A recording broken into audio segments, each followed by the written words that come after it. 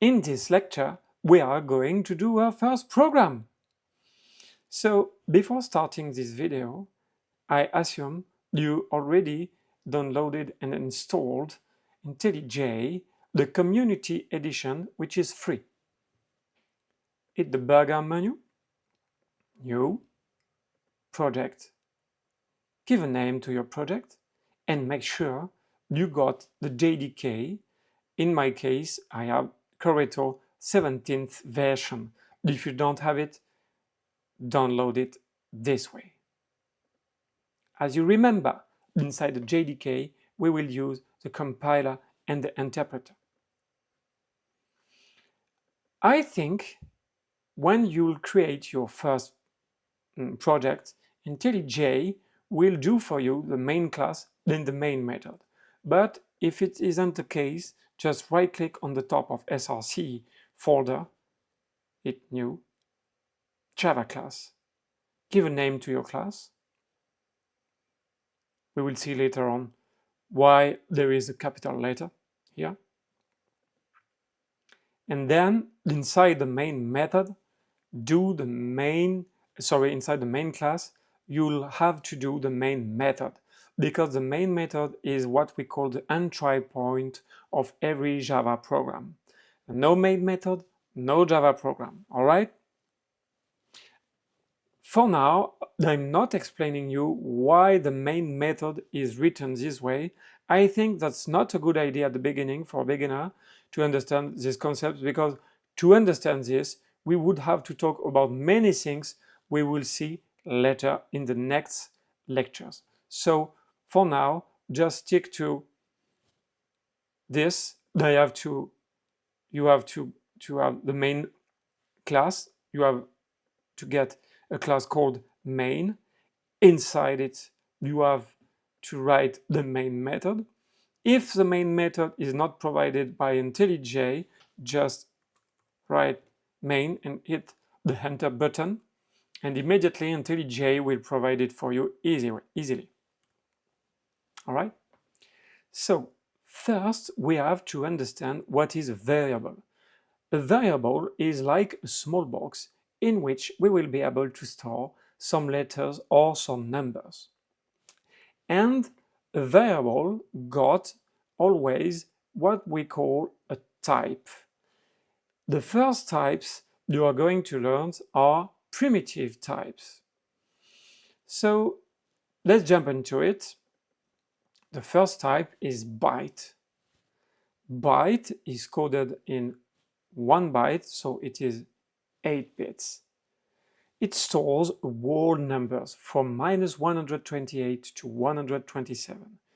As you can see, in a byte type, you'll be able to store really tiny numbers, small numbers, all right? Short, coded in 2 bytes, stores whole numbers from -32,768 to 32,767. Int stores whole number from minus more or less 2 billions to 2 billions. Long, we start being on really big, really huge numbers from minus more or less 9 billions to 9 billions. Float. At this point, in float, from float, you'll be able to store fractional numbers with a dot. It is sufficient for storing 6 to 7 decimal digits.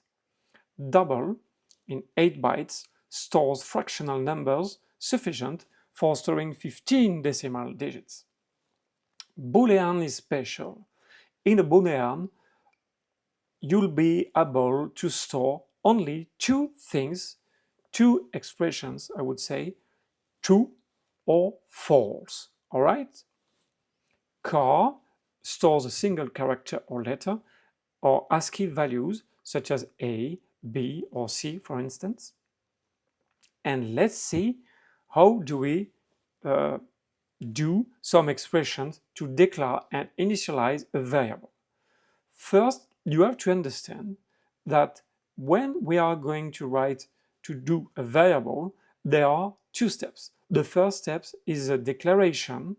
So the declaration is I'm telling the type I'm going to use, in this case byte, and I'm giving the name to my variable. Okay, so the type is byte. Then I called it A. I could have called it John, for instance. Okay, and then the second step is the initialization in this part. So equal 4 is the value I'm actually putting inside my small box, my variable. Semicolon, you have to write it at the end of every expression in Java. So in this expression, we made a declaration and an initialization of a variable of type byte called A, equal, which is equal to 4. The value of A is 4, all right?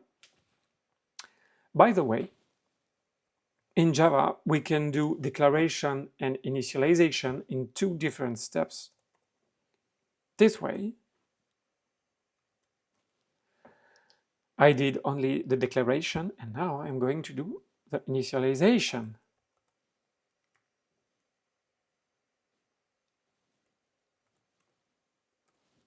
Okay? So this way we did in 2 expressions, declaration and initialization, and doing this way we made it on only 1 expression. All right. So same thing for short. I'm declaring a variable of type short. I'm calling it B. Then putting the value inside it 2, semicolon. Int is a type. I call it C, and I put 4 inside it. Long is my type again. D is a name, equal 435. From float, as you remember, we can store fractional numbers with a dot. So float is a type, E is a name, equal 345.67, and for some reasons we got to put the F at the end, semicolon. I guess F is for telling floats.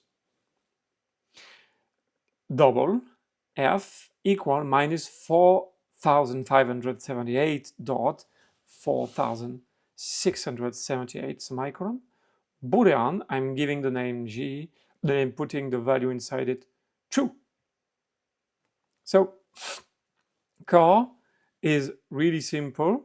It's only a letter, but as you can see, we will use simple quotes to initialize it, all right?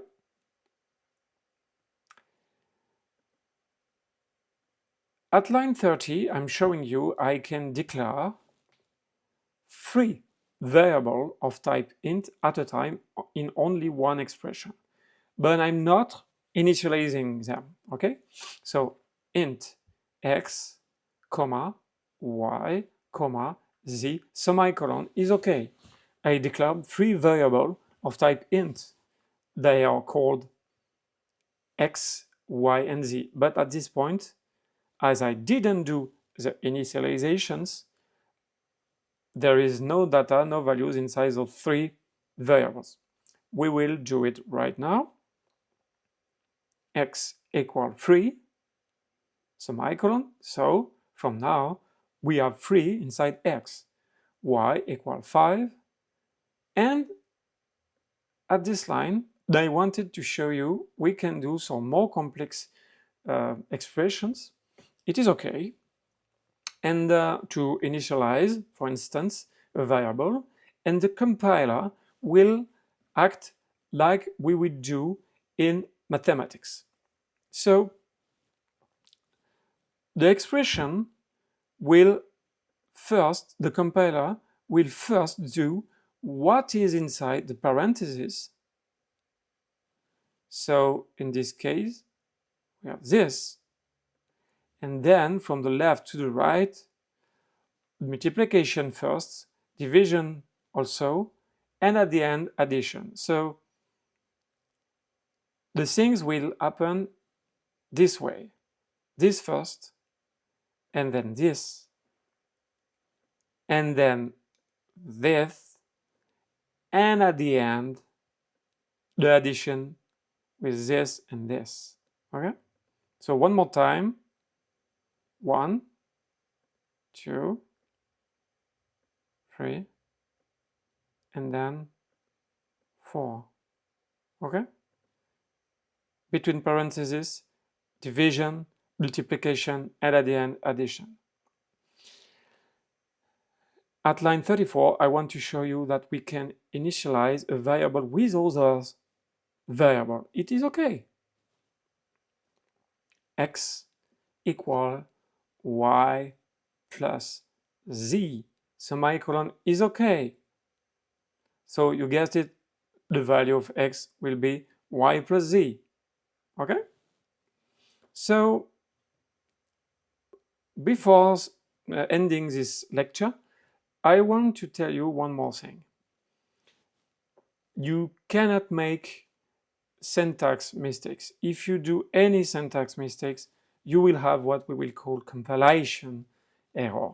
Then IntelliJ will show you a red line saying what's wrong. Right? In this case, I removed the semicolon, so IntelliJ is telling me semicolon expected. So it is more often, it's a really so often the instruction of IntelliJ are clear. So it will be easy for you to understand what you made wrong, okay? But keep in mind, if you don't pass the compilation step, you will not have, as you remember, your bytecode, and then your program won't work, okay? So as you're coding, you're programming, you're providing your source code, IntelliJ is doing some compilations behind the scenes, and several times, probably a second, and when it detects you made a mistake, it's showing you a red line, a small red line, telling you, hey, you're doing a compilation error. Okay, so to correct it, just read what it says and to correct it.